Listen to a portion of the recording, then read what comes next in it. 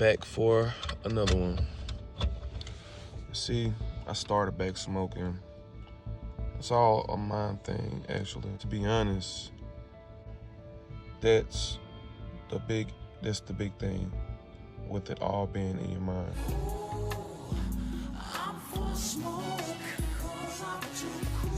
I'm at one of my favorite disclosed locations. I tend to come here to find my woosah. A lot of things that people do to find their woosah cost money. But the goal here today, what I'm gonna express upon, is trying to find things to do that don't cost money. All right, the first thing at the top of my list that I would say is free to do and it is fun. It's actually something that I would consider myself. And that thing is exercising. Exercising becomes fun when you do it consistently. And when you do it with consistency, it has effects. One side effect from working out is your body creating and releasing serotonin and dopamine. And those are the feel-good hormones that people chase with, sugar and drugs. And people develop chemical dependencies because they want to chase and replace that dopamine and serotonin that their body isn't creating on its own. So exercise is the top thing that's on my list. When it comes down to experiencing nature, you have to understand that you're not just out there just to be out there. You're out there to embrace the world for what it is. With nature, you can fully understand life. Whereas the trees move, the trees are alive, the grass, it's alive. See this green, this chlorophyll and stuff like that, and these roots, it's nature. Nature is where we come from. Humans have nature, animals have nature. Plants have their own nature. But when you experience nature, make sure that you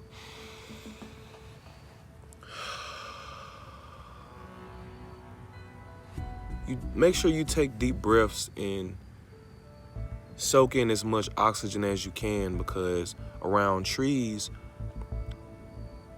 you find more oxygen because that's what leaves do. They soak in carbon dioxide and they push out oxygen. Be careful when you go out and experience nature, because wild animals do exist. They don't just exist on TV, they exist here in real life. Just like you see dogs and cats walking around.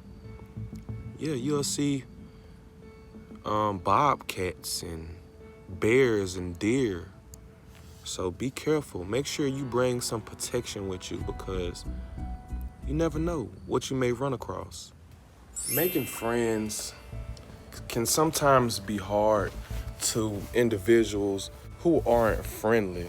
So when it comes down to being friendly, you have to be cautious, because a lot of people have ulterior motives, and a lot of people want to use folks. Why? Because they may be less fortunate, or they don't want to apply themselves how most of us apply ourselves. But that is another subject. But now, what I am talking about now is making friends, making new friends. It's cool to have friends because new friends bring new energy. I'm just gonna be real and put that out there.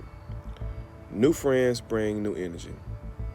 There's nothing wrong with making new friends, not entirely, but you still have to be watchful.